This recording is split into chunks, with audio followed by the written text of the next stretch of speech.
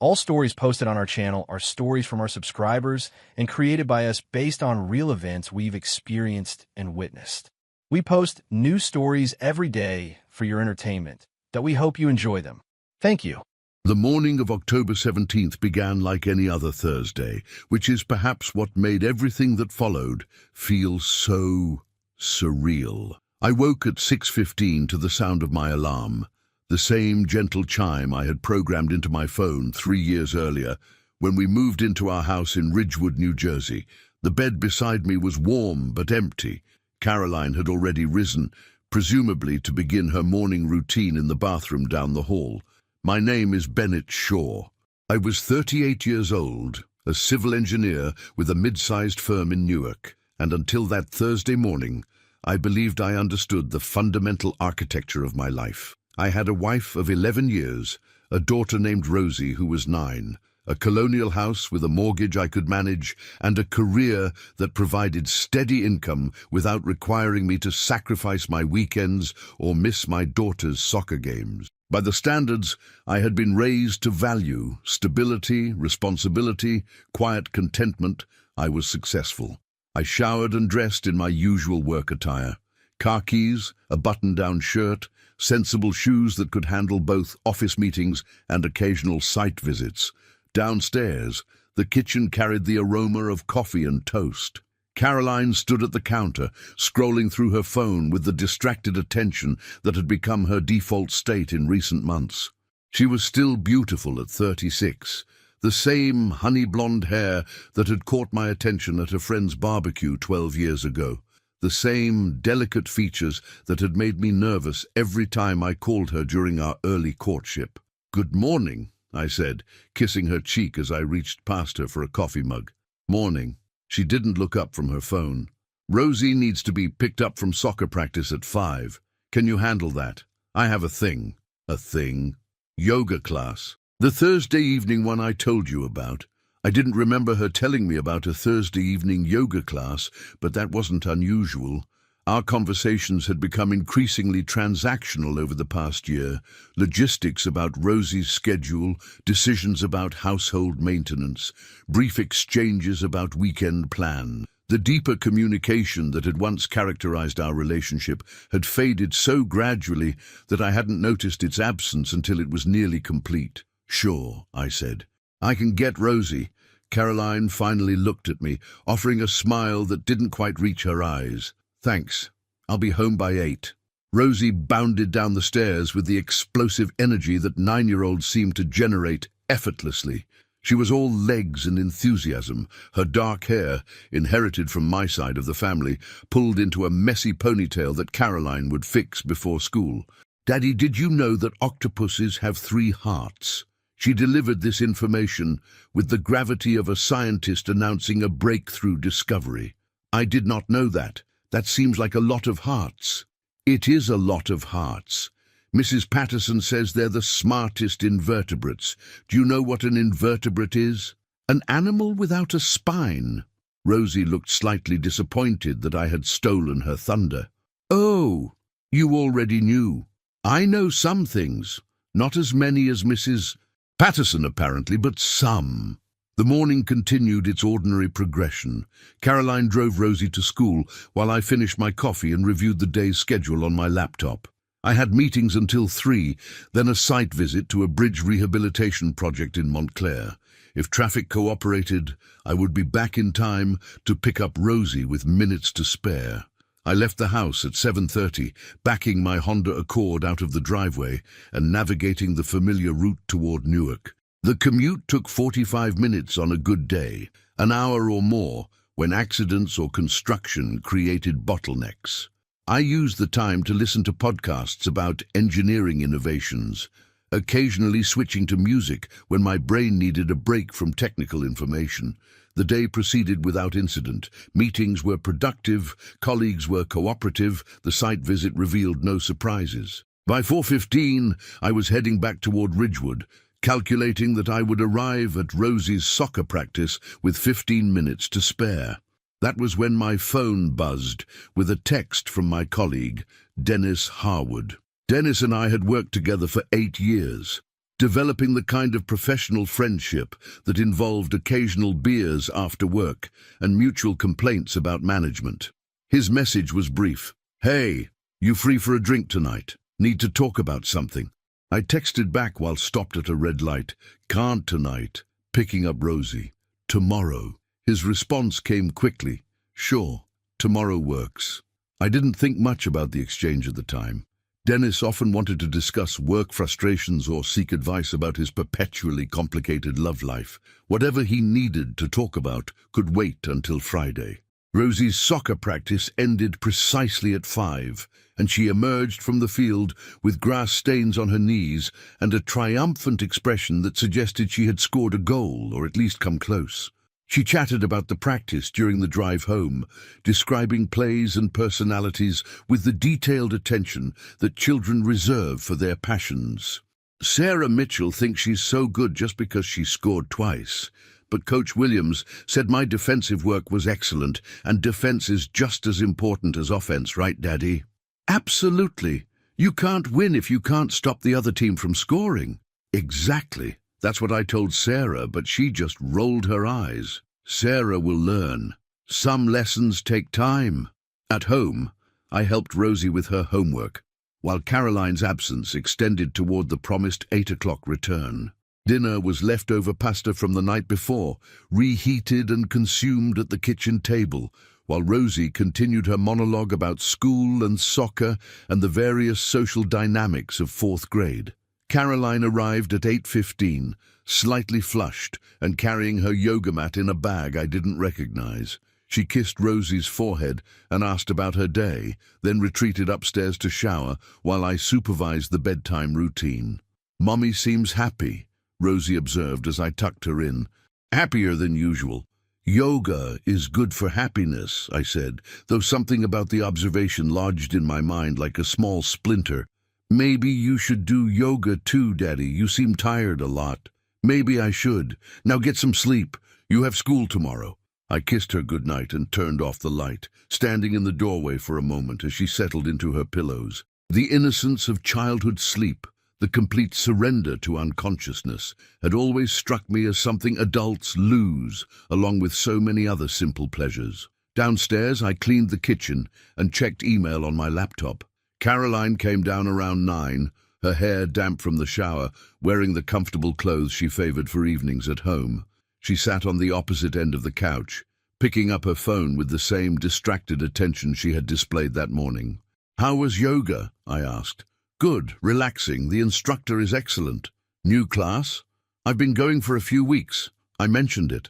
I was certain she hadn't mentioned it, but pressing the point seemed petty. "I'm glad you're enjoying it. You've seemed stressed lately." "Work has been intense. This helps."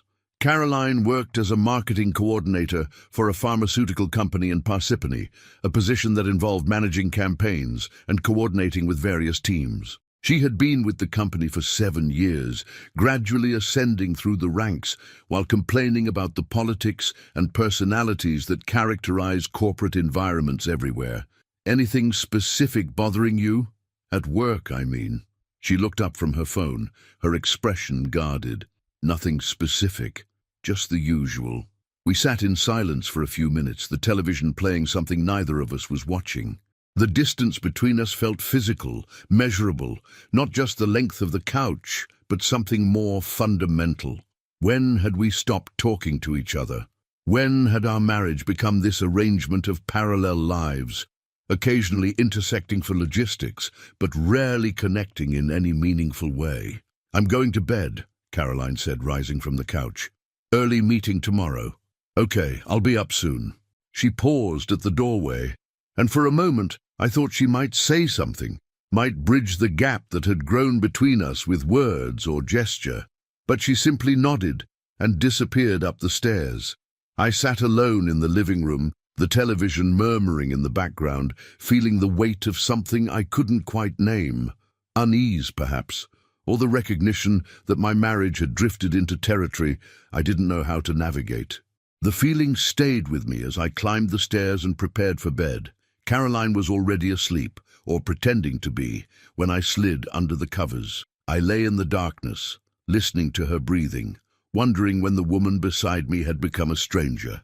Sleep came eventually, as it always does, and with it the brief mercy of unconsciousness before the world I thought I understood would shatter completely. The following weeks passed in what I would later recognize as the final stage of my ignorance.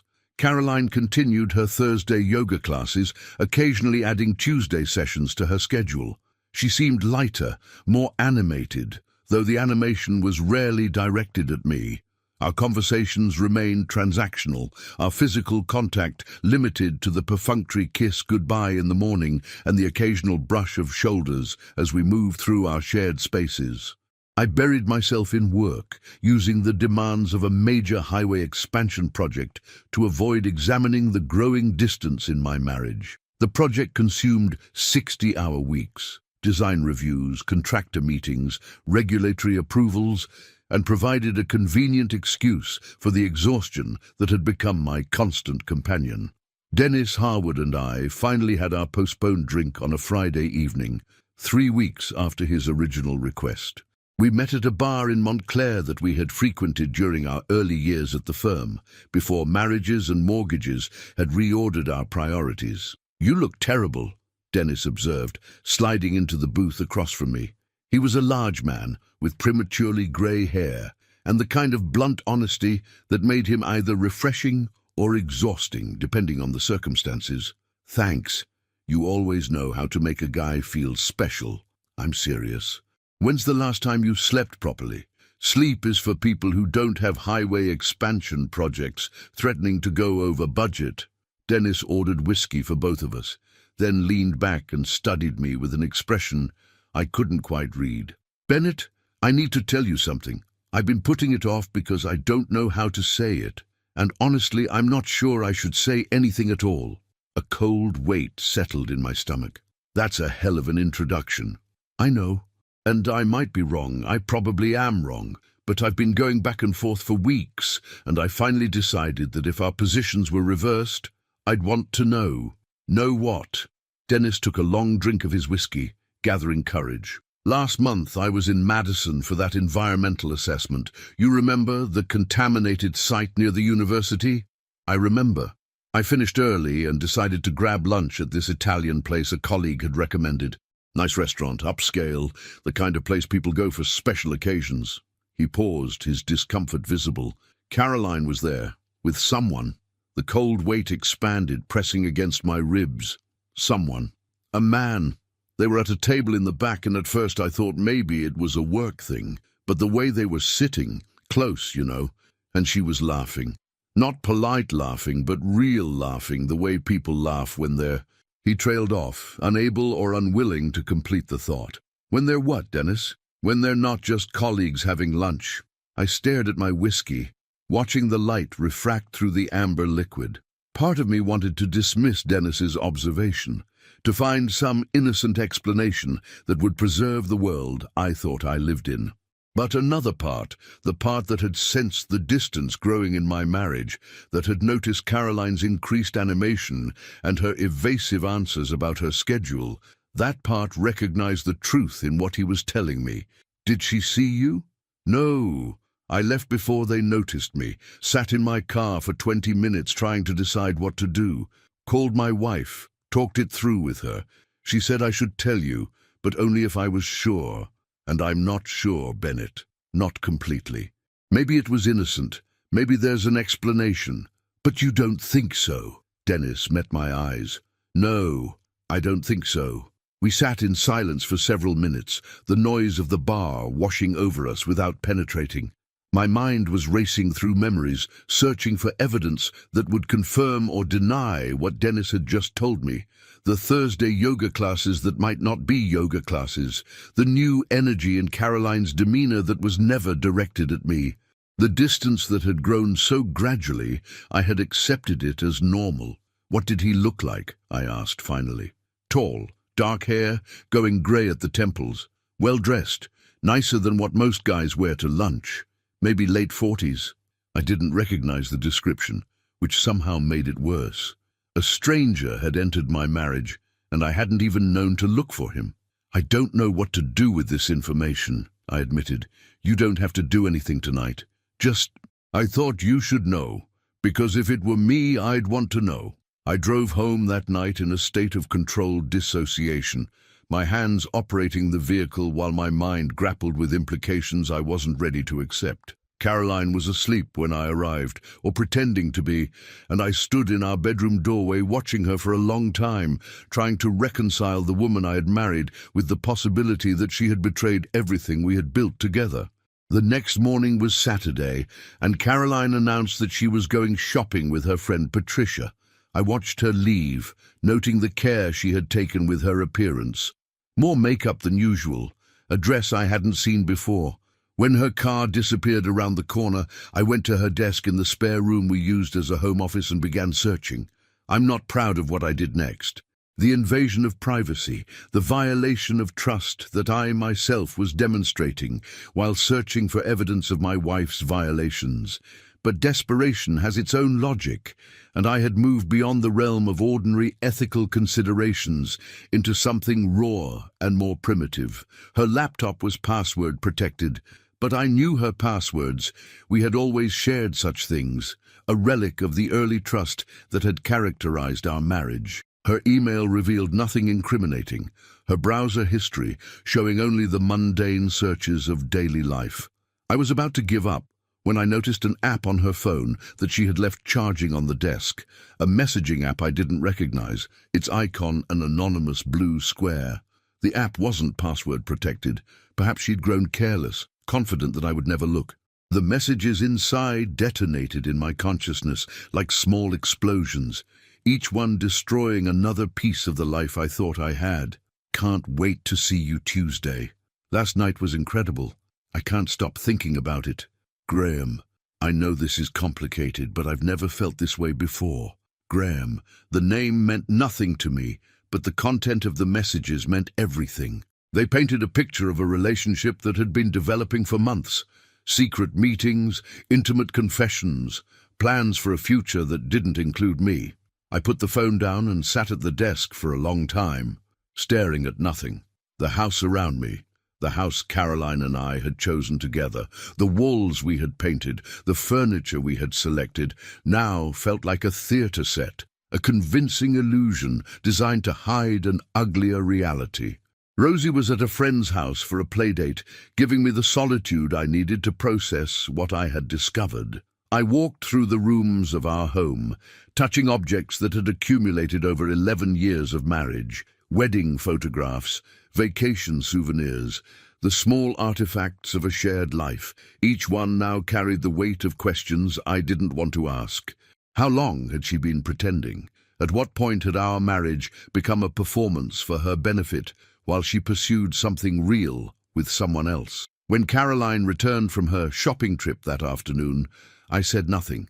I watched her move through the house, chattering about sales and traffic and a funny thing Patricia had said, and I felt the strange doubling of knowing something that changed everything while acting as if nothing had changed at all.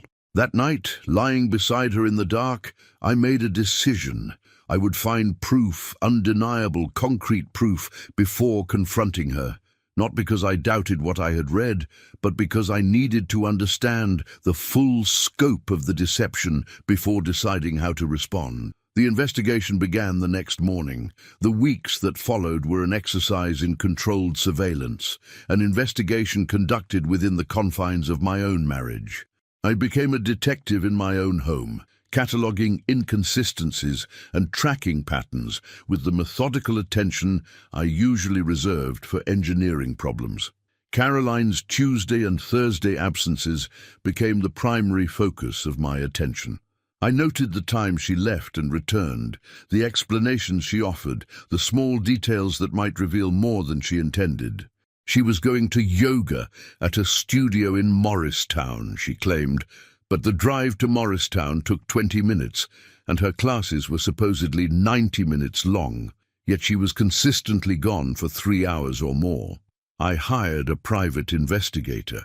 The decision came after a sleepless night of debate, the part of me that valued privacy and trust, warring against the part that needed to know the full truth. The investigator, A former police detective named Walter Crane was recommended by a divorce attorney I had consulted, a preliminary conversation I hadn't told anyone about. Walter was a compact man in his 50s with the watchful eyes of someone who had spent decades observing human behavior at its worst. We met at a coffee shop in Union City, far from anywhere Caroline or I might be recognized. "I understand you want to confirm suspicions about your wife," he said, his voice carrying no judgment. "I have suspicions. I have some evidence, but I need to understand the full picture before I decide what to do." "That's sensible. Emotional decisions rarely serve anyone well in these situations." He pulled out a notepad. "Tell me what you know." I described Dennis's observation in Madison, the messages I'd found on Caroline's phone, the pattern of absences that didn't align with her explanations. Walter listened without interruption, occasionally jotting notes in a shorthand I couldn't decipher. "The name Graham, do you have a last name?" "No, just Graham." "The messages didn't use full names?" "That's common.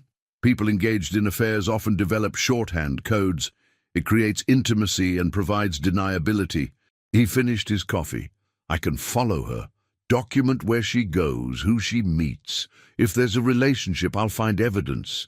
Photographs, locations, patterns.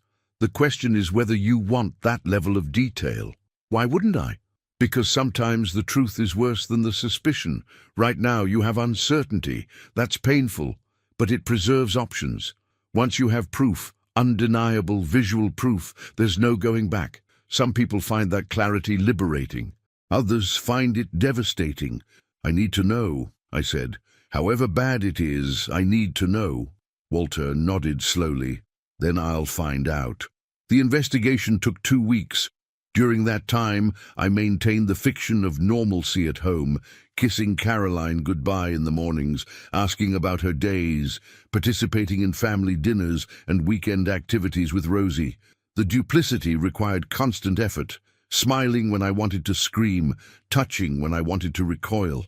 But I understood that revealing my suspicions prematurely would only give Caroline the opportunity to cover her tracks, to construct explanations that might leave me doubting what I knew to be true. Walter provided regular updates through encrypted emails.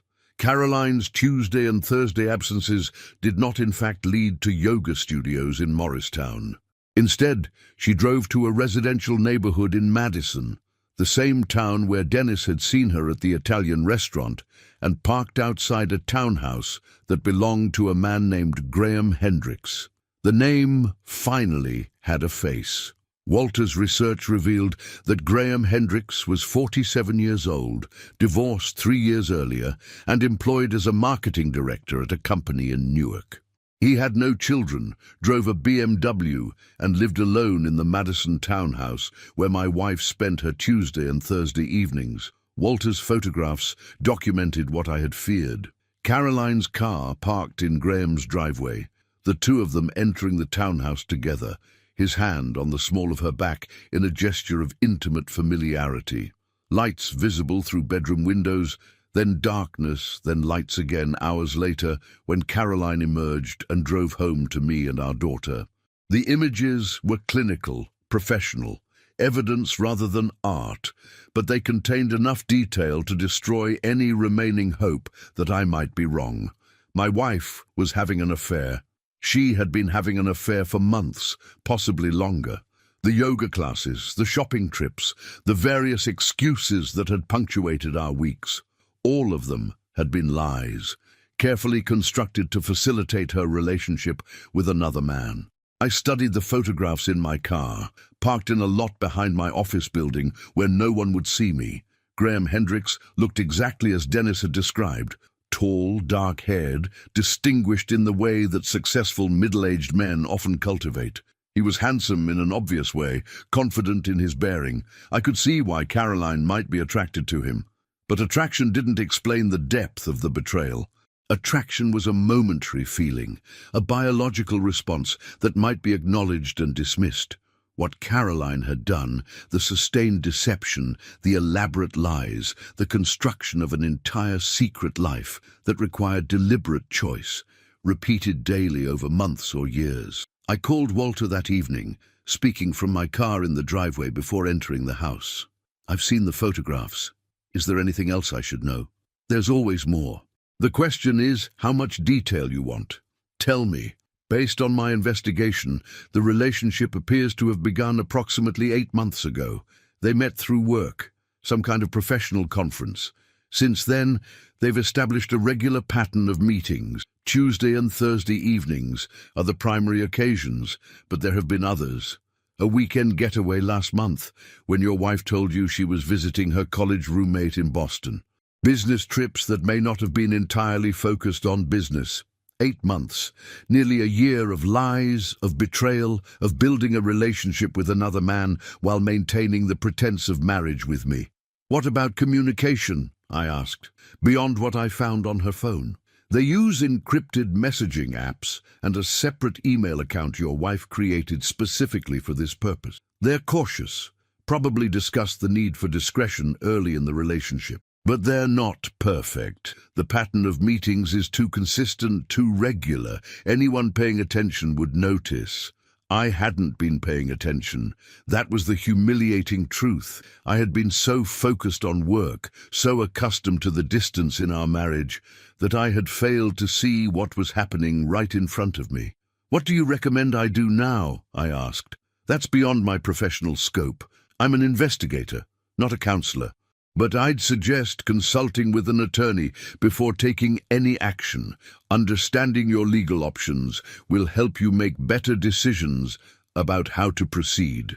I thanked Walter and ended the call.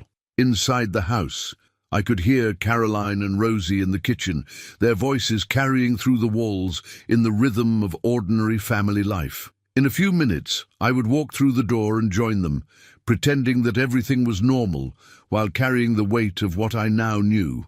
The question was, how long could I maintain the pretense? And when I finally decided to act, what form would that action take? I sat in the car for another 10 minutes, watching the lights in my own windows, thinking about the man I had been before this discovery, and the man I was becoming as a result of it. They were different people, separated by knowledge that could never be unlearned. Then I opened the car door and walked into my house, into my marriage, into the final weeks of the life I had thought was mine. There is a particular kind of torture in possessing knowledge you cannot act upon. I lived with that torture for 3 more weeks, navigating the ordinary demands of family life while carrying evidence of my wife's betrayal like a stone in my chest. The difficulty was Rosie. Every decision I made would affect her. The innocent party in this catastrophe, the child who trusted both her parents and had no idea that her family was built on foundations that had already crumbled. I wanted to protect her from the fallout, to somehow manage the situation in a way that minimized her pain. But I was increasingly unsure whether such management was possible. I consulted with the divorce attorney again, this time in a formal meeting at his office in Newark. His name was Theodore Ashworth, a man of about 60, with silver hair and the measured demeanor of someone who had witnessed hundreds of marriages dissolve. He reviewed Walter's evidence with professional detachment, occasionally nodding at particularly damning photographs.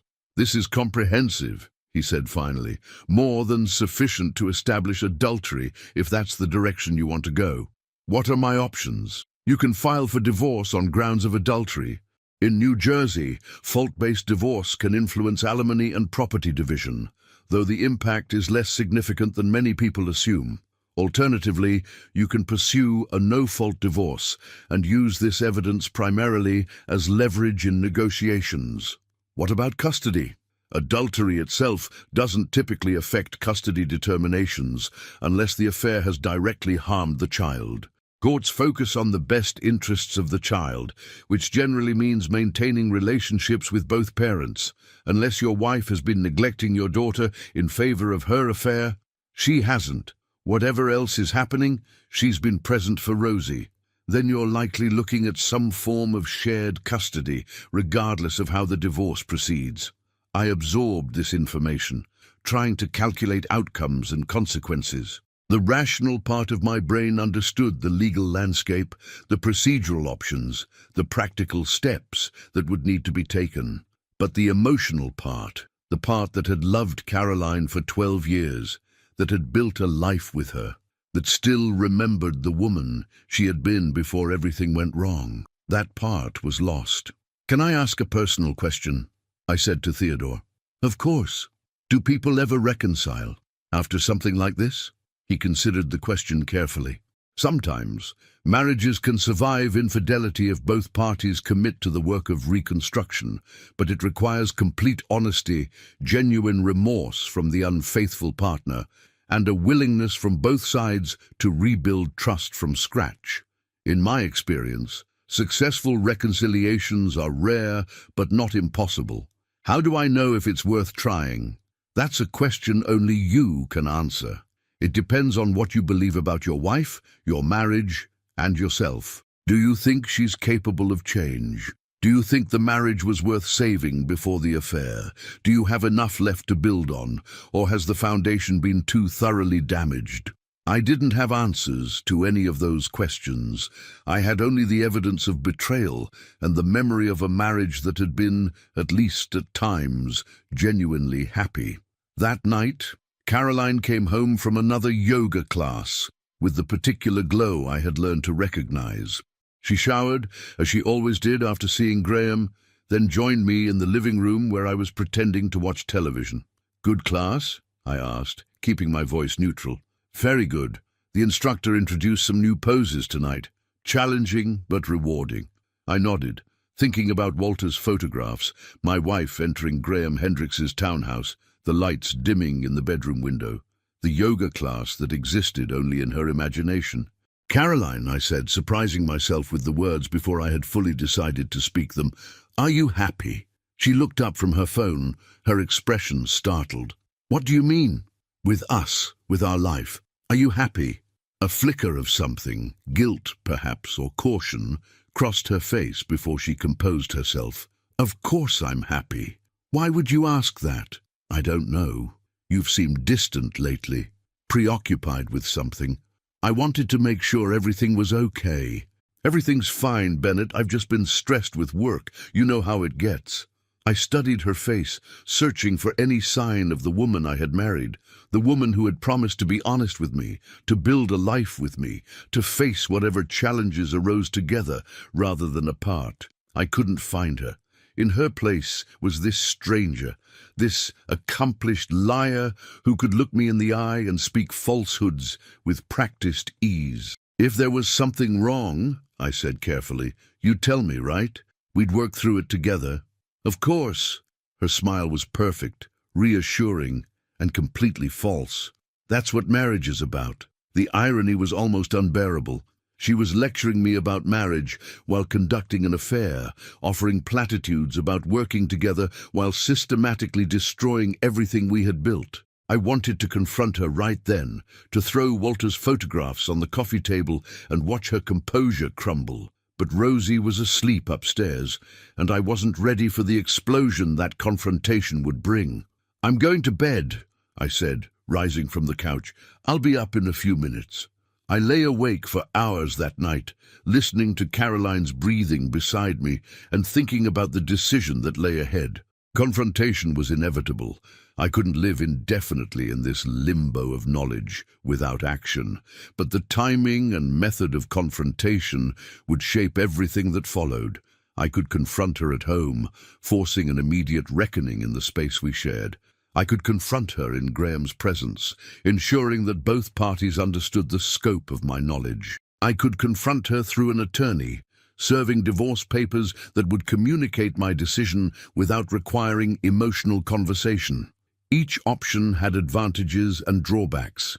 Each would produce different responses, different opportunities for explanation or denial, different dynamics for whatever came next.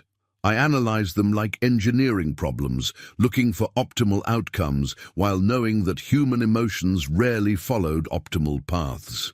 Sleep finally came around 4 in the morning, bringing confused dreams of doorways and strangers and houses that looked familiar but contained rooms I didn't recognize. When I woke, Caroline was already gone. An early meeting, she had said the night before, though I no longer believed any explanation she offered. The decision crystallized over the following week. I would confront her not at home, but at Graham's townhouse, catching her in the act of deception, where she couldn't retreat into denial or rationalization. I would see her face when she realized her secrets were exposed, when the careful architecture of lies she had constructed came crashing down. I didn't examine my motivations too closely. Part of me wanted justice, accountability, some acknowledgement of the pain she had caused. Another part wanted something darker, revenge, humiliation, the satisfaction of watching her comfortable deception shatter. I told myself I was seeking truth and clarity, but the emotions driving me were more complicated than that. Tuesday arrived, one of Caroline's yoga nights, and I prepared for what lay ahead. I told her I had a work dinner that would keep me late, a lie that came more easily than I expected. She accepted it without question, perhaps relieved that my absence would simplify her own deception. At 6 o'clock, I drove to Madison and parked on a side street with a clear view of Graham Hendricks's townhouse. Caroline's car was already in the driveway, confirming what I knew but had never witnessed directly. Lights were on in the living room, then the kitchen, then, inevitably, the bedroom upstairs. I waited in my car as the sun set and the streetlights came on, watching the townhouse with the patience of someone who has already decided on a course of action and needs only to see it through. The evening darkness deepened around me, punctuated by the occasional passing car and the distant sounds of neighborhood life. At 8:30, I got out of my car and walked toward the front door. The walk from my car to Graham Hendricks's front door took perhaps 30 seconds, but it exists in my memory as an eternity, each step carrying me further from the man I had been and closer to whatever I was about to become. The evening air was cool, carrying the scent of autumn leaves and distant wood smoke. Somewhere nearby, a dog barked, then fell silent. The townhouse was a handsome structure, brick and stone, in the colonial revival style that characterized much of Madison's residential architecture. Mature trees flanked the entrance, their remaining leaves casting shadows in the glow of exterior lighting. It was the kind of home that suggested stability and taste, qualities I had once associated with my own life. I had no plan for what I would do when I reached the door. Knock, enter if it was unlocked, confront my wife with words or simply with my presence. The uncertainty felt appropriate somehow, as if the chaos of the moment should match the chaos of my emotions. The front door was unlocked. I discovered this when I tried the handle, expecting resistance and finding none. Perhaps Graham felt safe in this quiet neighborhood. Perhaps the security of his secret life had made him careless. Whatever the reason, the door opened at my touch, swinging inward on silent hinges. The entryway was dimly lit, a lamp on a side table providing the only illumination. I could hear sounds from upstairs, muffled, indistinct, but unmistakably intimate. Each sound drove another spike into my chest, but I had come too far to turn back now. I climbed the stairs slowly, my footsteps silent on the carpeted treads. The sounds grew clearer as I ascended, voices, movement, the particular rhythms of physical intimacy. A door at the top of the stairs stood partially open, light spilling into the hallway. I stood in that doorway. The scene before me was exactly what I had expected, and still somehow shocking. Caroline was in bed with Graham Hendricks, their bodies intertwined in an intimacy that had once belonged to us. They hadn't heard my approach, too absorbed in each other, too confident in the privacy of their secret place. Then Caroline opened her eyes. I will never forget her expression in that moment, the transition from pleasure to confusion to recognition to terror, all of it passing across her face in the space of a heartbeat. Her mouth opened, but no sound emerged. She pushed against Graham's chest, trying to create distance, trying to cover herself. "Bennett!" My name came out as a whisper, barely audible. Graham turned, his expression shifting from bewilderment to alarm as he registered my presence. He scrambled backward, pulling the sheet across his lap in a futile gesture of modesty. "Who the hell?" he began. "I'm her husband." My voice sounded strange to my own ears, calm, detached, as if I were commenting on the weather rather than confronting the destruction of my marriage. "I'm Bennett Shaw, and you're Graham Hendricks." "Bennett, please." Caroline's voice broke. Tears were streaming down her face now, though whether from guilt or fear or simple shock, I couldn't tell. "Please, let me explain." "Explain what?" The detachment was cracking, rage beginning to seep through. "Explain how long this has been going on. Explain the yoga classes that don't exist. Explain the lies you've told me every single day for months." It's not what you think. It's exactly what I think. I hired an investigator, Caroline. I have photographs. I know about the messages, the trips, all of it, so please don't insult me by pretending this is something other than what it obviously is. Graham was reaching for his clothes, trying to dress while maintaining whatever dignity remained possible.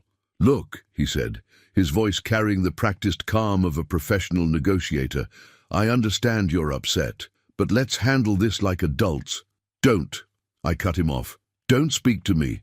Don't pretend we're going to have a reasonable conversation. You've been sleeping with my wife for 8 months. You don't get to lecture me about adult behavior." Caroline had wrapped herself in a sheet, her shoulders shaking with sobs. The woman before me bore little resemblance to the confident, carefully composed person who had been lying to me for months. In this moment of exposure, all her masks had fallen away. "Bennett, I never meant for this to happen," she said. "I never meant to hurt you. But you did. Every lie, every deception, every time you came home from here and kissed our daughter goodnight, you were hurting us. You just didn't care enough to stop. That's not true. I love Rosie. Don't." My voice cracked. "Don't you dare say you love me. Not here, not now." The room fell silent except for Caroline's crying. Graham had finished dressing and stood awkwardly near the window, clearly wanting to be anywhere else but unable to leave. "I'm going to leave now," I said, my voice steadying. "I'm going to drive home and check on our daughter. Tomorrow I'm going to call my attorney and begin divorce proceedings. You can come home tonight or not. I don't care. But our marriage is over. Whatever this was, whatever you thought you were building here, it cost you everything. Bennett, please, we can talk about this. We can try counseling, we can—" "No!"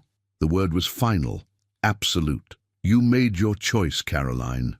8 months ago you chose this over us, over me, over our family. Now you get to live with that choice." I turned and walked out of the room, down the stairs, through the entryway I had entered minutes earlier as a different person. Behind me I could hear Caroline calling my name, hear the sound of her footsteps as she tried to follow. But I didn't turn back. The drive home passed in a blur. I remember fragments, streetlights, other cars, the familiar landmarks of Route 24, but the journey had no coherent shape.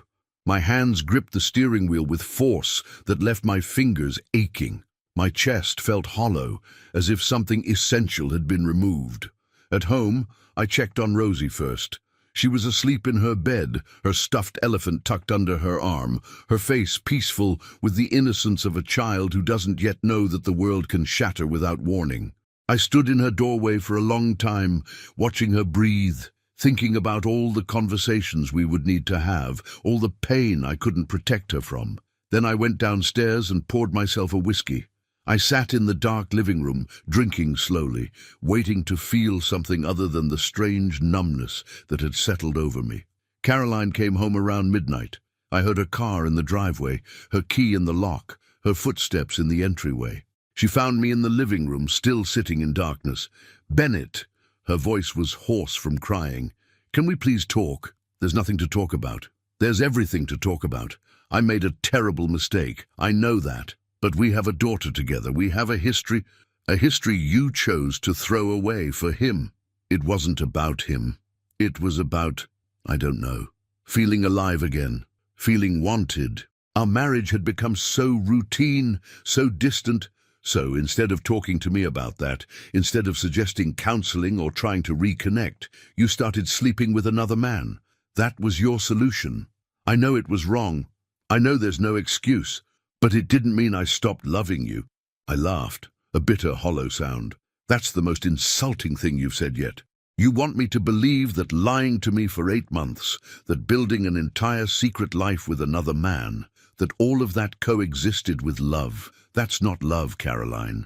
I don't know what it is, but it's not love." She was crying again, her carefully maintained composure completely dissolved. "What are we going to tell Rosie? We're going to tell her that her parents are getting divorced. We're going to tell her that we both love her and that none of this is her fault. We're going to lie to her about the reasons because she's 9 years old and doesn't need to know what her mother did." "Bennett, I'm done talking tonight. You can sleep in the guest room. Tomorrow, I'm calling my attorney. We'll work out the details through legal channels." I stood and walked past her, up the stairs, into the bedroom we had shared for 11 years. I closed the door and locked it, a gesture I had never made before in our marriage, and lay down on the bed that still carried the scent of her perfume. Sleep didn't come for a long time, but eventually exhaustion won. The days following my confrontation with Caroline moved with the strange duality of feeling both endless and instantaneous. Each hour dragged with the weight of decisions that needed to be made, while weeks seemed to collapse into compressed moments of crisis and aftermath. I moved into the guest room permanently, establishing a physical separation that mirrored the emotional chasm between us. Caroline and I developed a choreography of avoidance, scheduling our movements through shared spaces to minimize contact, communicating primarily through text messages about logistics and Rosie's needs.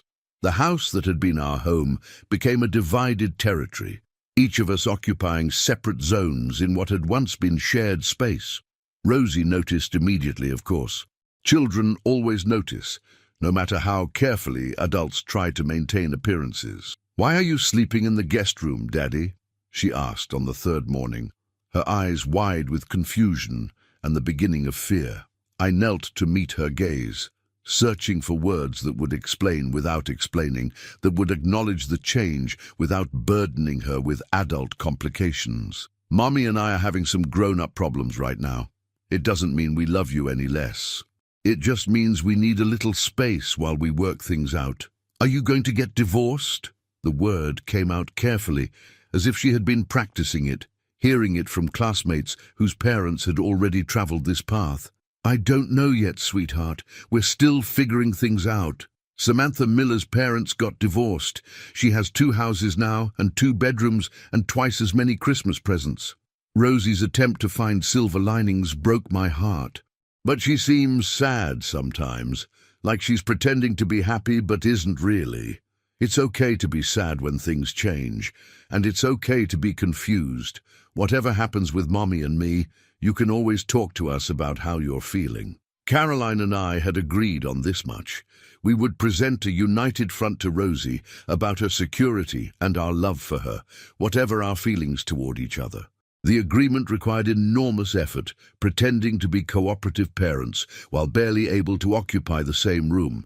But Rosie's well-being was the one thing we still agreed mattered. My attorney, Theodore Ashworth, filed the divorce petition 2 weeks after the confrontation. The paperwork was clinical, reducing 11 years of marriage to legal categories and procedural requirements. Caroline was served at her office, a decision I made deliberately, wanting her to feel the exposure of her colleagues' awareness, the public marking of what she had done. She called me immediately after being served, her voice sharp with anger. "You had me served at work, in front of everyone. You had an affair for 8 months. I'm struggling to feel sympathy about your professional embarrassment. This is petty, Bennett. Vindictive. I thought we were going to handle this civilly. Civil ended when I found you in Graham Hendricks's bed. Now we handle it legally." The anger felt good, I realized, cleaner than the grief and humiliation that underlay it.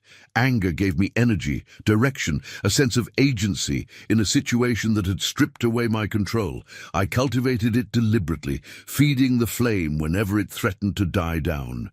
Caroline hired her own attorney, and the formal negotiations began. Assets would need to be divided, custody arrangements established. the financial architecture of our shared life dismantled and reconstructed as two separate structures. The process was exhausting. Meetings, documents, proposals and counter-proposals that reduced our marriage to numbers and schedules. Throughout this period, I continued going to work, presenting the appearance of normalcy to colleagues who had no idea what was happening in my personal life. Dennis Harwood knew, of course. He had started this cascade of revelations, and he provided quiet support without pressing for details. "How are you holding up?" he asked during one of our lunch meetings. "I'm functioning. That's about the best I can say. Have you thought about counseling? Not marriage counseling, individual therapy. This kind of thing leaves marks that take time to heal." I hadn't thought about it, actually. The logistics of divorce had consumed so much energy that self-care had become an afterthought. But Dennis's suggestion planted a seed that would eventually grow. "Maybe," I said, "when things settle down." Things don't settle down on their own. You have to make space for settling. The wisdom of his observation would become clearer in the months ahead. 3 weeks after the confrontation, I had a conversation with Rosie that I had been dreading. Caroline and I had agreed that we would tell her together about the divorce, presenting it as a mutual decision rather than a consequence of anyone's wrongdoing. The conversation happened on a Sunday afternoon in the living room where we had spent countless family evenings before everything fell apart. "Sweetheart," Caroline began, her voice carefully controlled, "Daddy and I need to talk to you about something important." Rosie looked between us, her expression already guarded. "You're getting divorced." "Yes," I said. "We are. We've decided that we'll be happier living in separate houses, and that's better for everyone, including you." "But why?" The question carried all the bewilderment and pain that children feel when their world rearranges without their consent. "Why can't you just try harder? Go to counseling or something?" "Sometimes adults grow in different directions," Caroline said. "It doesn't mean we've failed at loving each other. It just means we can't be married anymore."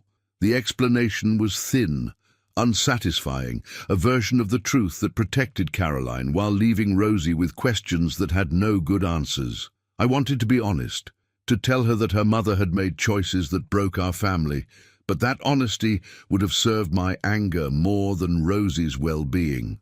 "Will I still see both of you?" Rosie asked. "Absolutely," I said. "You'll have 2 homes now, one with Mommy and one with me. And we'll both always be your parents, no matter what. Can I bring Elephant to both houses?" Elephant was her stuffed toy, her constant companion through every transition and uncertainty. "Elephant can go wherever you go." Rosie nodded slowly, processing information that would take months, maybe years, to fully understand. "Okay," she said finally. "I guess if you're not happy, you shouldn't be married. But I wish you had tried harder." Her words struck me with unexpected force. I wish you had tried harder. Had I tried hard enough? Before the affair, before the distance had grown insurmountable, had I done everything possible to save our marriage? The question would haunt me long after the conversation ended. That night, after Rosie was in bed, I sat alone in the guest room and allowed myself to feel the full weight of what was happening. The anger that had sustained me was fading, replaced by something more complex. Grief for the marriage I had believed in, shame for the failures I could identify in hindsight, fear about the uncertain future that lay ahead. I called my sister, Rachel, who lived in Portland and had been my confidant through various life crises. "Bennett," she said, answering on the second ring. "I was wondering when you'd call." "You knew?" "I suspected. Caroline called me last week trying to get a read on how you were handling things. She was careful not to say exactly what happened, but I could fill in the gaps." "She called you?" "She's desperate. Whatever else she is, she's afraid of losing everything. You, Rosie, the life she built. People do stupid things when they're desperate. Like have affairs. That was a stupid thing done for different reasons. Desperation is what's happening now." Rachel had always been better than me at understanding human complexity, at seeing motivation beneath behavior. Her perspective was both helpful and frustrating. Helpful because it illuminated angles I couldn't see myself. Frustrating because it complicated my clean narrative of betrayal and response. "What do you think I should do?" I asked. "I think you should do whatever allows you to live with yourself. If that's divorce, then divorce. If that's trying to rebuild, then try. But make sure you're deciding based on what you actually want, not just on what the anger tells you to do." The anger is pretty loud right now. I know.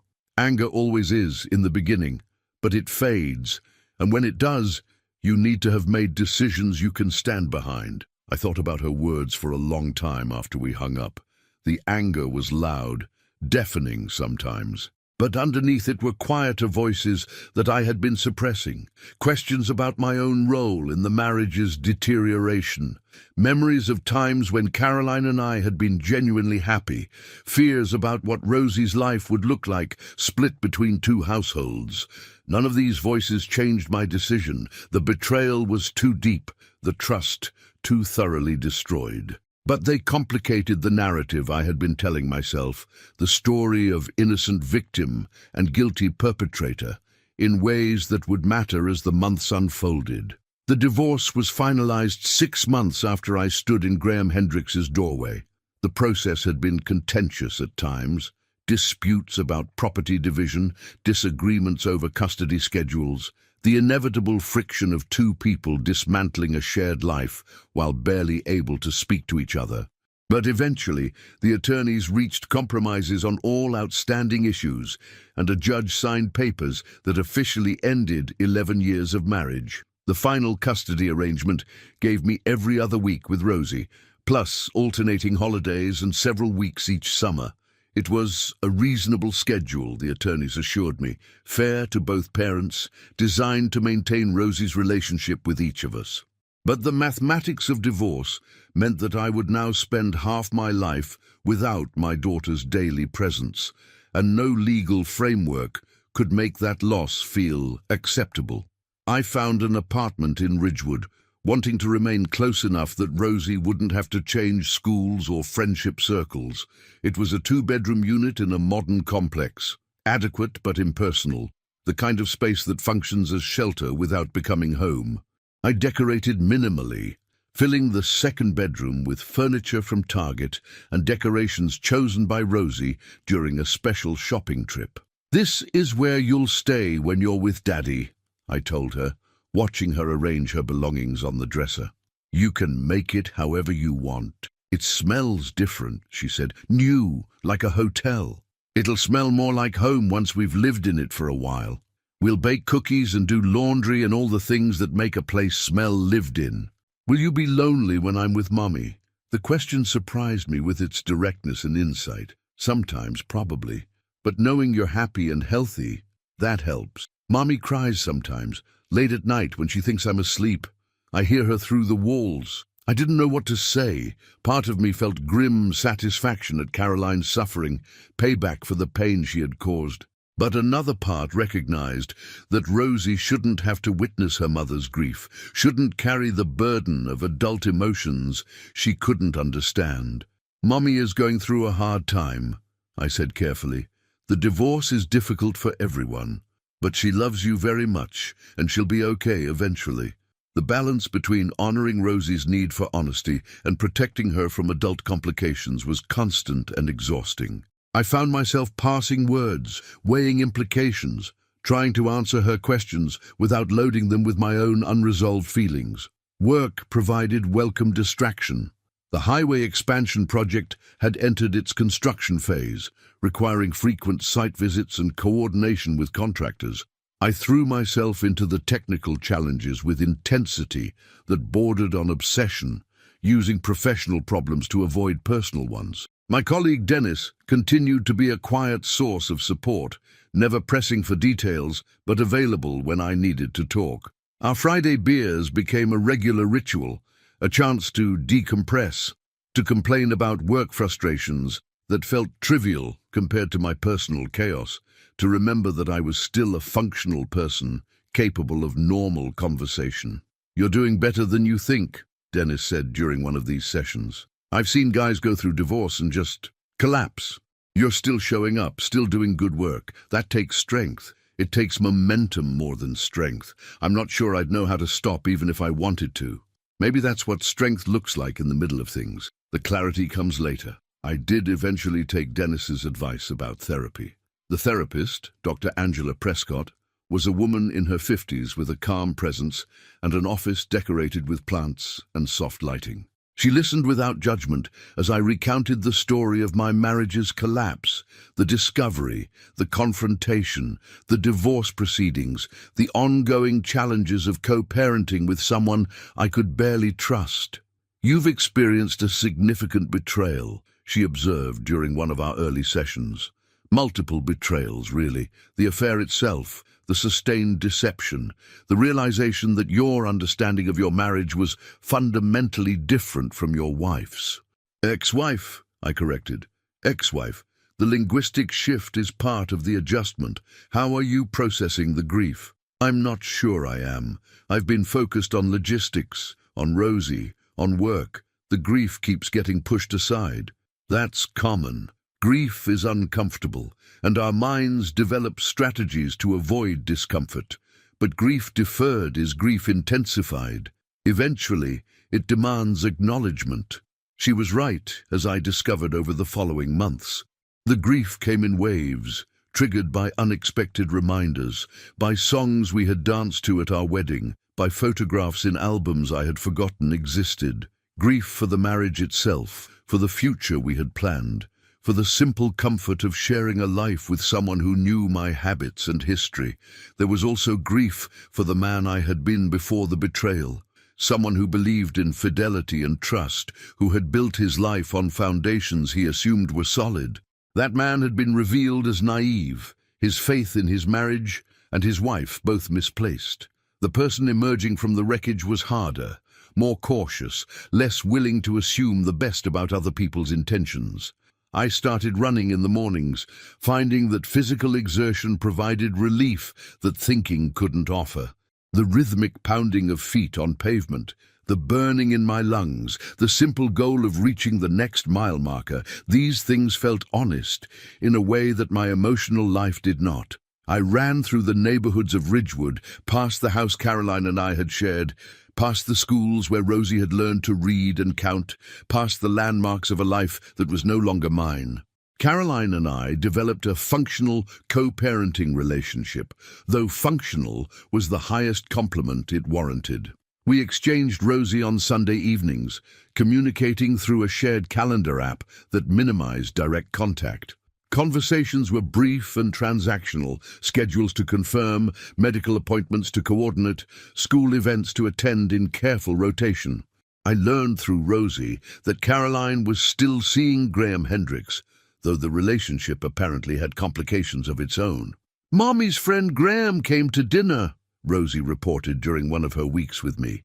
"He seems nice, but he looked at me funny, like he wasn't sure what to say." "How did you feel about that?" "Weird, like I was being tested or something, but Mommy seemed happy when he was there, so I guess that's good." The maturity in her observation was both impressive and heartbreaking. 9-year-olds shouldn't have to navigate the complexities of their parents' romantic lives, shouldn't have to evaluate strange adults who appear at their dinner tables. But Rosie was adapting, as children do, to circumstances beyond her control. I resisted the urge to criticize Graham or Caroline in front of Rosie, though the restraint required enormous effort. Whatever my feelings about their relationship, Rosie would need to form her own impressions, and poisoning her mother's happiness would only create additional confusion and guilt. "It's good that Mommy has someone who makes her happy," I said, the words tasting like ash in my mouth. "And if you ever feel uncomfortable with Graham or anyone else, you can always tell me." "I know, Daddy. I'm okay." She was okay, more okay than I would have expected given the upheaval in her life. Children have a resilience that adults sometimes underestimate, a capacity to accept new realities without the accumulated resistance that experience creates. Rosie was building her own life across 2 households, developing relationships and routines that belonged to her emerging self rather than to the family she had been born into. I watched her adapt with a mixture of pride and sadness, pride in her strength, sadness for the innocence she was losing faster than she should have had to. A year after the divorce, I had established rhythms that felt sustainable, if not quite satisfying. Work continued to provide structure and purpose. Rosie moved between households with increasing ease. The sharp pain of betrayal had dulled to something more manageable, a background ache rather than a consuming fire. I began dating cautiously, at the encouragement of friends who worried that I was isolating myself. The first few attempts were awkward, dinner conversations that never found momentum, coffee dates that ended with mutual agreement that there was no chemistry. The mechanics of dating had changed since my 20s, complicated by apps and profiles and the strange rituals of digital courtship. But gradually, I learned to navigate this new landscape. I met a woman named Claire at a professional conference. She was a structural engineer from Philadelphia, recently divorced herself, with a dry humor that I found refreshing. We exchanged numbers and began a tentative correspondence that evolved into occasional dinners and eventually something that resembled the early stages of a relationship. "You're still guarded," Claire observed during one of our dinners. "Not in a bad way, necessarily. Just cautious. Can you blame me?" "Not at all. I'm the same way. Once you've had someone lie to you for months, you learn to watch for signs. It makes trusting harder, but it also makes you more observant." "What do you observe about me?" She considered the question. "You're honest. Painfully so sometimes. You love your daughter more than anything. You're still angry about what happened, even though you've buried it pretty deep, and you're afraid of letting yourself be vulnerable again." Her assessment was accurate enough to be uncomfortable. The anger she had identified was real, a low-grade resentment that flared occasionally, triggered by random reminders of what Caroline had done, and the fear of vulnerability was equally real. I had opened myself completely in my marriage, had trusted without reservation, and had been devastated by the consequences. The prospect of doing that again felt terrifying. "I'm working on it," I said. "The vulnerability thing. My therapist says it's normal to be cautious after what happened. The goal is caution without closure." Caution without closure. I like that. Mind if I steal it for my own therapy sessions? Feel free. Our relationship progressed slowly, which suited both of us. We weren't rushing toward anything, not living together, not merging lives, not making commitments we weren't ready to keep. It was enough to have companionship, to share meals and conversations and occasional weekends, to remember that connection was still possible even after it had been so thoroughly destroyed. Rosie met Claire after several months of dating, an introduction I managed with considerable anxiety. Bringing a new person into my daughter's life felt consequential, a declaration of moving forward that I wasn't sure I was ready to make. "She seems nice," Rosie said afterward.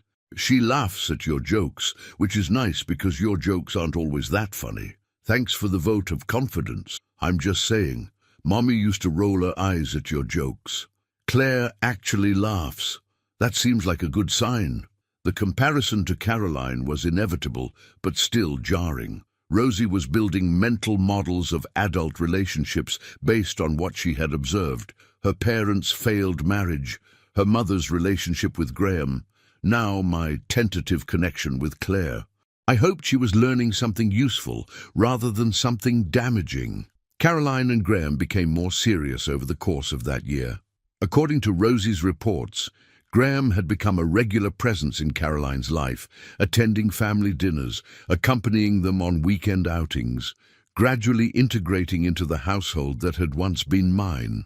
"Graham's talking about moving in with Mommy," Rosie mentioned during one of our weeks together. "He has a meeting with his boss about transferring to a job in Newark so he doesn't have to commute so far.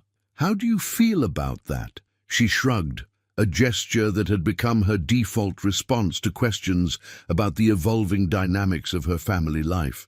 "It's fine, I guess. He's okay. He tries too hard sometimes to be fun, but he's not mean or anything. If you ever feel uncomfortable or have concerns, you can always talk to me." "I know, Daddy. You say that a lot." Because it's always true.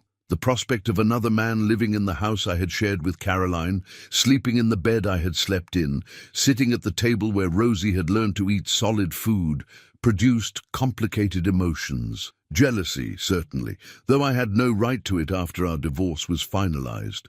Protectiveness toward Rosie, who would be navigating yet another adjustment. And something harder to name. Perhaps resentment that Caroline was building a new life while I still felt suspended between past and future. I discussed these feelings with Dr. Prescott during one of our sessions. It's natural to have complicated reactions to your ex-wife's new relationship, she said. Even when you don't want reconciliation, even when you've moved forward yourself, there's a part of you that still feels connected to the life you shared. I don't want her back. I know that for certain. Wanting her back and having feelings about her moving on are different things. You can accept the end of your marriage while still grieving what it represented.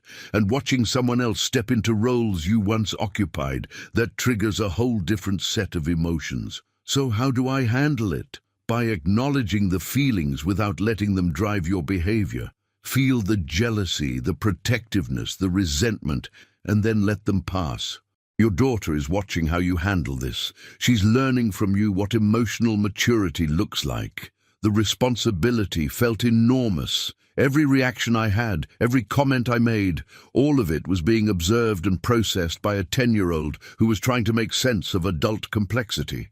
I couldn't afford to be petty or vindictive, couldn't let my unresolved feelings contaminate her relationship with her mother or her understanding of healthy relationships. It was exhausting, but it was also clarifying. Having Rosie as my compass helped me navigate decisions that might otherwise have been driven by emotion. What would be best for her? What would she learn from how I handled this? These questions became a kind of ethical framework, guiding choices that felt too consequential to trust to instinct alone. By the end of that first year, I had arrived at something resembling equilibrium. Not happiness exactly, that seemed too ambitious, but stability, functionality, a sense that I was building something new rather than simply mourning what I had lost. The relationship with Claire continued to develop, though we remained cautious about defining what we were building.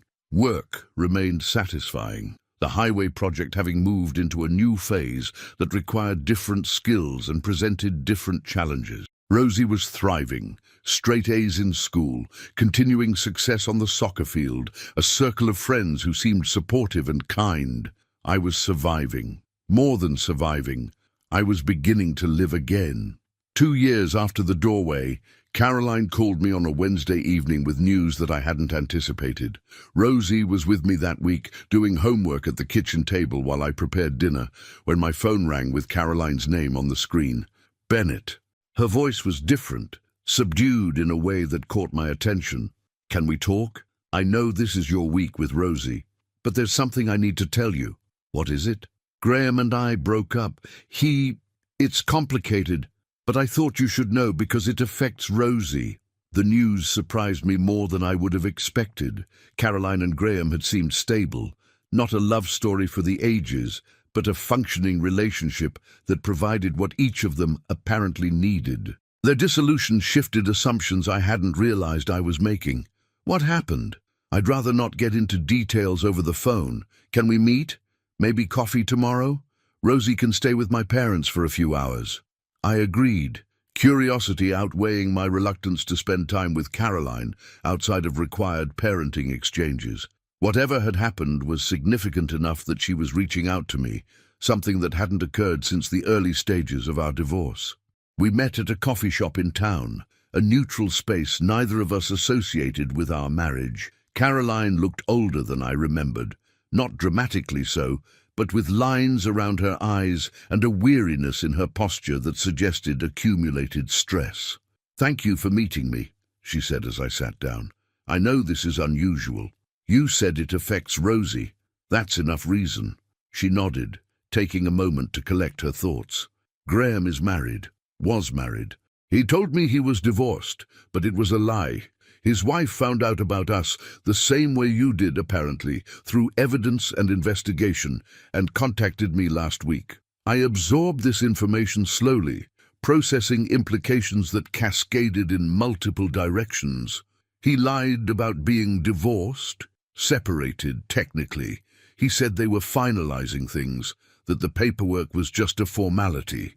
I believed him because I wanted to believe him, because believing him was easier than asking questions that might have revealed uncomfortable answers. The irony was almost too perfect. Caroline, who had deceived me for 8 months, had herself been deceived by the man she had chosen over our marriage. The justice of it should have felt satisfying, but instead I felt only weariness, exhaustion at the endless cycles of dishonesty that seem to characterize adult relationships. How does this affect Rosie? Graham won't be around anymore, obviously. She'd gotten used to him being part of my life. Now I have to explain why he's gone without telling her the real reason, because the real reason is too complicated for a 10-year-old to understand. You mean you have to lie to her, the way you lied to me? Caroline flinched at the directness but didn't deny it. I suppose that's fair. Yes, I have to construct a version of events that protects her from adult complexity, like I had to do during our divorce. We sat in silence for a moment, the background noise of the coffee shop filling the space between us.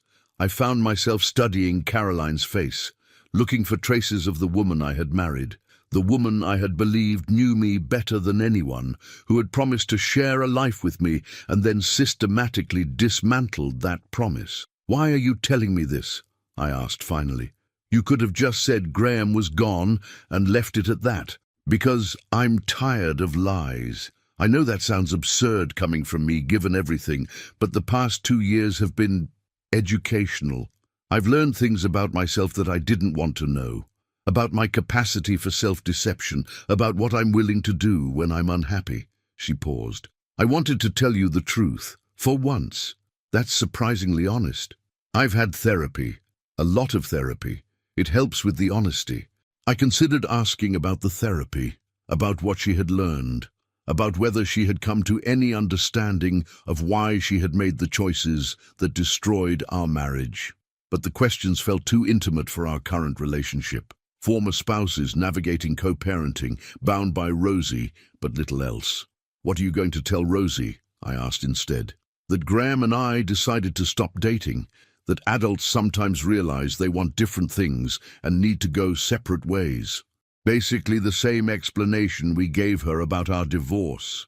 Will she accept that? She accepted it before. She's adaptable, more adaptable than I deserve." There was genuine pain in Caroline's voice, the pain of a mother recognizing her own failures reflected in her daughter's forced maturity.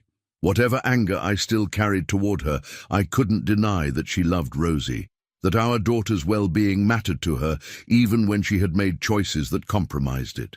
"Is there anything I can do to help?" The offer surprised me as much as it surprised her. "With Rosie, I mean. If she needs extra support or wants to talk about things she can't discuss with you." Caroline's eyes filled with tears, the first I had seen from her since the night of the confrontation. "That's generous of you. More generous than I deserve. It's not about you. It's about Rosie." "I know. That's what makes it generous." We talked for another hour, the longest conversation we'd had since our marriage ended. The topics ranged across practical matters and strayed occasionally into territory that felt more personal. How Rosie was handling the various transitions in her life, what she was learning from watching her parents navigate divorce and new relationships, what kind of woman we hoped she would become. It wasn't reconciliation, it wasn't friendship, but it was something. A thawing of the ice that had formed between us, a recognition that we shared something beyond our own failed relationship. We were Rosie's parents. That bond would last longer than our anger, longer than the memory of betrayal, longer than everything else that had happened between us. When we left the coffee shop, Caroline thanked me again for meeting her.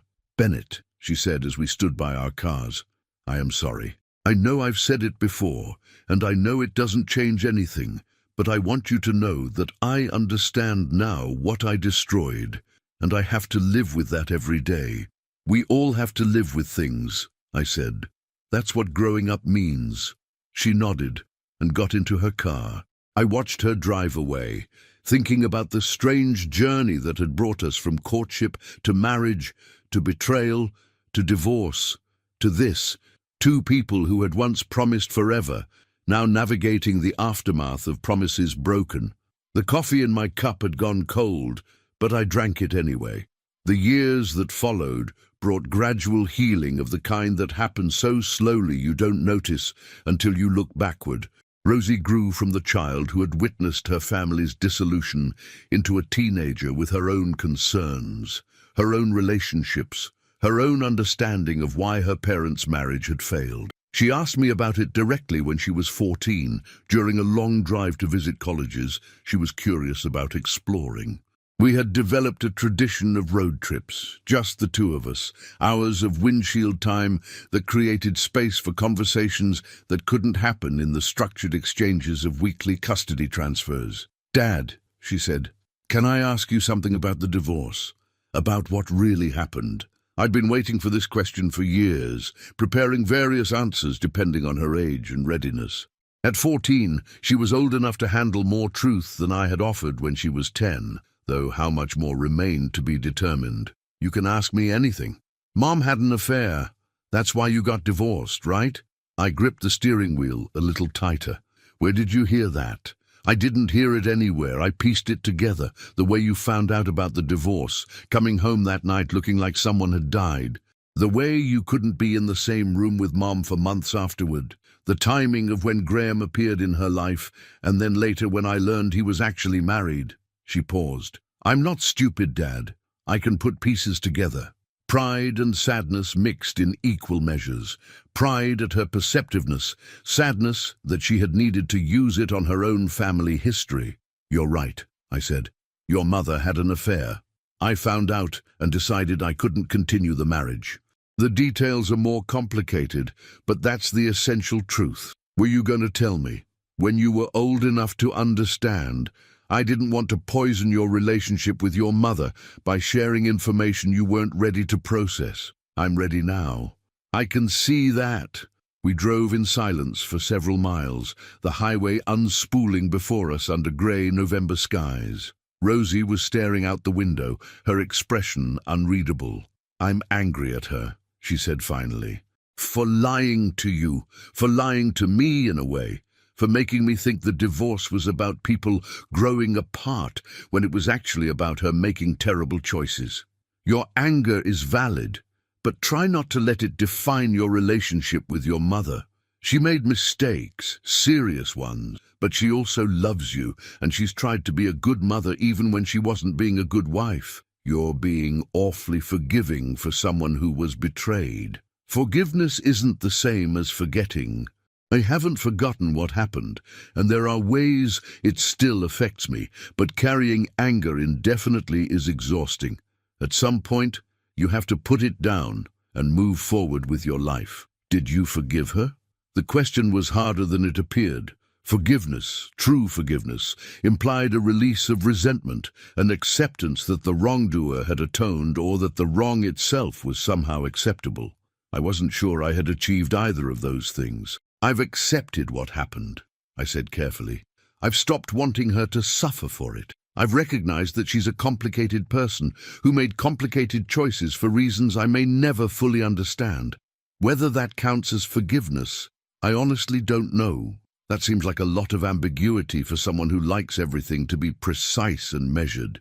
I laughed, a genuine laugh, the kind that comes from being surprised by someone you love. "Human emotions don't follow the same rules as engineering problems. I've had to learn to live with ambiguity, whether I like it or not."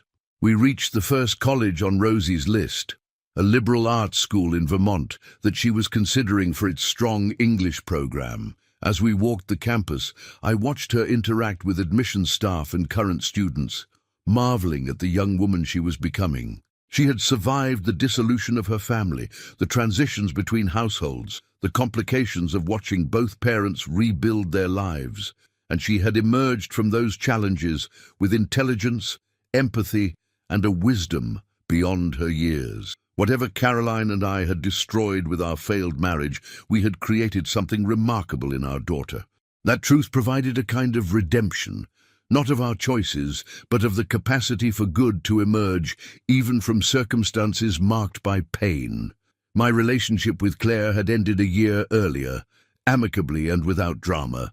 We had reached a natural conclusion, recognizing that what we had built was companionship rather than partnership, comfort rather than love. We remained friends, occasionally meeting for dinner to catch up on each other's lives, grateful for what we had shared, even as we acknowledged its limits. I had begun dating again, more confidently this time, with a clearer sense of what I was looking for and what I was willing to offer. The fear of vulnerability that Claire had identified had not disappeared entirely, but it had softened. I was learning, slowly, to open myself again, to take risks that the version of me who had stood in Graham Hendricks's doorway would have found impossible. Work remained a constant source of satisfaction. I had been promoted to Director of Engineering at my firm, overseeing major infrastructure projects across the region. The highway expansion that had consumed so much of my attention during the divorce had been completed successfully, now carrying thousands of vehicles daily, a permanent contribution to the landscape that would outlast most of my other accomplishments. I thought sometimes about the mathematics of my life, the balance of losses and gains, the patterns that had emerged over years of rebuilding. The loss of my marriage had been devastating, reshaping everything I thought I knew about trust and partnership and love. But from that loss had come growth, personal growth, professional growth, a deepening relationship with my daughter that might not have developed if we hadn't been forced to navigate challenges together. Rosie asked me during that college visit whether I was happy. Happier than I was, I told her. Happiness isn't a fixed state. It fluctuates, depends on circumstances, evolves over time, but my capacity for happiness has recovered from what happened. I can feel joy again, satisfaction, hope for the future. That wasn't always true. What changed? Time, partly. Therapy, letting go of anger, building new things to replace what was lost. I paused. And you. Having you in my life, watching you grow up, that's been the greatest source of happiness through all of it. That's a lot of pressure to put on a teenager. Not pressure, just truth. You didn't cause my happiness. That had to come from inside, but you made it easier to find. You gave me something to be happy about even when everything else was falling apart. She reached over and squeezed my hand, a gesture that communicated more than words could have. 6 years after the divorce, on a Saturday afternoon in early spring, I received an unexpected invitation. Caroline was getting married, not to Graham, who had long since faded into irrelevance, but to a man named Peter Drummond, whom she had met through her church. She wanted Rosie at the wedding, of course, but she also wanted me to know that I was welcome to attend if I wished. The invitation was delivered through Rosie, who was now 16 and navigating her own complicated feelings about her mother's impending marriage. "You don't have to come," she said. "Mom would understand if it was too weird, but she wanted you to know the offer was there." I considered the invitation for several days, weighing implications and emotions that I hadn't anticipated when I woke up that morning. Attending my ex-wife's wedding would be strange, a public acknowledgement of the life she was building with someone else, a ceremony that would formalize her movement beyond the marriage we had shared. But it would also be a statement about where I had arrived in my own journey, an attendance that said, "I have moved past the pain. I can wish you well without reservations. I have become someone who can be present for complicated moments without being defined by them." "Tell your mother I'll come," I said. "Not to the reception. That seems like too much. But I'll attend the ceremony." "Really?" Rosie looked surprised. "I thought you'd say no." "I thought I would too. But I've realized that refusing would be about the past, and I'm more interested in the future." The wedding was held at a small church in Princeton, where Caroline and Peter had been attending together for the past 2 years. I arrived early, choosing a seat near the back where I could observe without drawing attention. The church was beautiful, stained glass windows, casting colored light across wooden pews, flowers arranged along the aisle, the quiet anticipation of a community gathered to witness a commitment. Peter Drummond seemed like a decent man, from what Rosie had told me. He was an accountant, widowed 5 years earlier, with 2 adult children of his own. He treated Caroline with kindness and respect. He made her laugh. He understood her complications and accepted them. I found myself hoping, as I sat in that pew, that their marriage would succeed where ours had failed, not because I had forgotten what Caroline had done. I hadn't, but because I had reached a place where my well-being no longer depended on her suffering. She had paid prices for her choices, carried burdens I couldn't see. If she had found someone who made her happy, who might give her the partnership she had been unable to find with me, then I could be genuinely glad for her. The ceremony was traditional, filled with promises about love and fidelity and building a life together. I listened to the vows with a mixture of cynicism and hope. Cynicism born of experience, hope born of the capacity for human growth. People changed. Marriages could be what the people in them chose to make them. Maybe Carolyn had learned lessons that would serve her better in this second attempt. Rosie caught my eye during the reception, which I had decided to attend briefly after all. She was beautiful in a blue dress she had chosen herself, her dark hair styled in a way that made her look older than her years. "Thank you for coming," she said. "I know it was hard." "It was hard, but important. I'm glad I came." "Me too." She paused. "Dad, can I tell you something?" "Always. I used to be angry at you for how you left Mom. For the letter, for disappearing, for not trying to work things out. I thought you gave up too easily. And now? Now I understand better. I've seen friends' relationships end. I've watched people try to hold on to things that were already broken. Sometimes leaving is the only honest choice. Sometimes trying to fix what's been destroyed just makes the damage worse. That's a lot of wisdom for 16. I've had a complicated education." She smiled. "But I'm grateful for it. I think I understand things about relationships that I wouldn't have learned in a less complicated family. How to recognize honesty, how to identify deception, what kind of partnership I want to build when it's my turn. What kind is that? One where people tell the truth, even when it's hard, even when the truth might end things. I'd rather have honesty that hurts than lies that feel comfortable." I hugged her, my daughter, my compass, the best thing to emerge from a marriage that had failed in so many other ways. "You're going to build something wonderful," I told her. "Whoever you choose to build it with, they'll be lucky to have you." 7 years after I stood in Graham Hendricks's doorway, I found myself standing in another doorway, this one at my own front door, watching my daughter drive away to begin her freshman year of college. She had chosen a university in Boston, close enough to visit, but far enough to establish independence. Her car disappeared around the corner, carrying everything she needed to start her new life. And I was left with the particular emptiness that parents feel when their children finally leave. I had moved from the apartment to a small house the previous year, a craftsman bungalow in Maplewood that I had renovated myself, applying engineering principles to the practical work of making a home. The house suited me, modest, well-constructed, filled with books and music and the evidence of a life deliberately built. The woman waiting inside was named Eleanor, a high school teacher I had met through a mutual friend 18 months earlier. We had taken things slowly, both of us carrying scars from previous marriages that made us cautious about commitment. But cautious wasn't the same as closed. We had built something real, something that felt sustainable, something that neither of us was afraid to invest in. "She's gone," I said, coming back inside. Eleanor pulled me into an embrace. "She'll be okay. She's smart and strong, and you've prepared her well." "I know, it's still hard. Hard is part of love. You can't care about someone without the pain of potentially losing them." We made dinner together, a simple meal of pasta and wine, the kind of evening we had learned to enjoy without elaborate planning. The conversation wandered across topics: Eleanor's upcoming school year, my current project, the logistics of visiting Rosie during parents' weekend, ordinary concerns that constituted an ordinary life. Later, sitting on the porch as the evening cooled, I thought about the journey that had brought me to this moment, the discovery that had shattered my first marriage. The confrontation in the doorway that had ended one chapter of my life. The years of rebuilding, painful, gradual, ultimately successful, that had created the foundation for whatever came next.